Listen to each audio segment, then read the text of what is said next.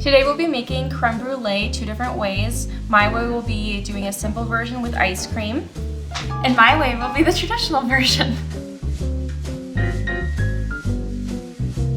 The first version of creme brulee we're going to make is with the ice cream, egg yolk, and sugar, and then we're going to preheat the oven to 325. While the oven is preheating, you want to take a half cup of ice cream, and then you're going to melt it in the microwave. Then put it in the microwave for 45 seconds to melt it. Now we're going to be taking the egg and separating the egg whites from the egg yolk.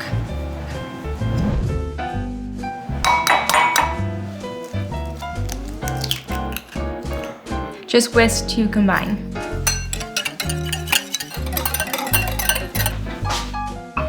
Now you're going to put the creme brulee into the custard cup. Find a glass container, you're going to fill it with some water so that the custard doesn't get overcooked in the oven.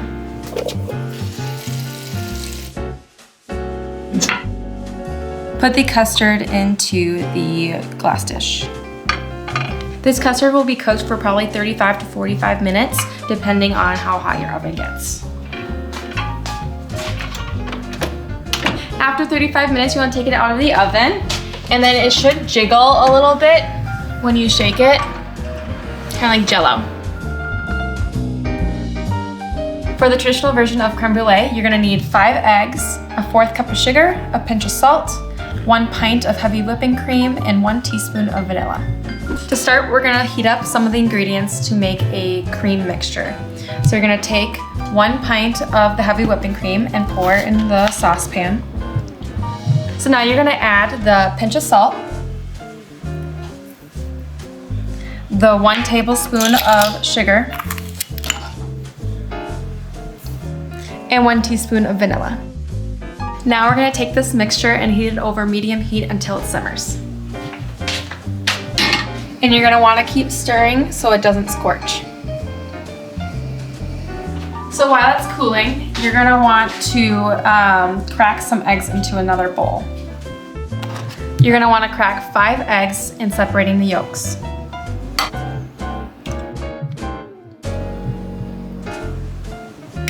So you're going to take your egg yolks and you're going to take the sugar and you're going to combine. Next, we're going to liaison the milk mixture into the egg yolks. It's just meaning that we're going to slowly stream the milk mixture into the eggs so it doesn't curdle.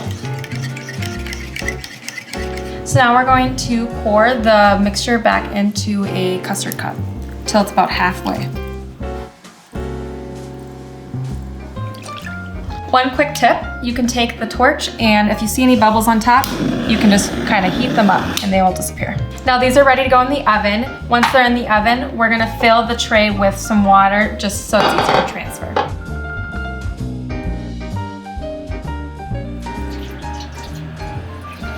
Both versions of creme brulee can be taken out of the oven and then placed on a cooling rack for about an hour till it gets to about room temp, and then you place it in the oven for about 2 to 3 hours. Now when both of the creme brulees are set, we're going to be taking a look at the differences of the creme brulee.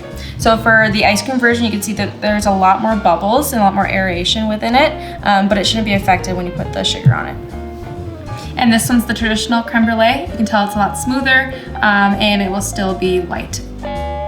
To finish off your creme brulee, you want to caramelize some sugar on the top. For the easy one, we're going to be putting over in the stovetop, no torch required. We're going to be caramelizing the sugar, about 2 tablespoons into the saucepan, and then you're going to heat it until it gets a little brown in color.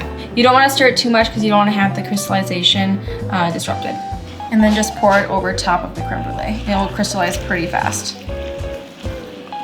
For the traditional creme brulee, you're going to pour a little bit of sugar on it and you're just going to tap it around till it covers the top in an even layer. Now you can torch it.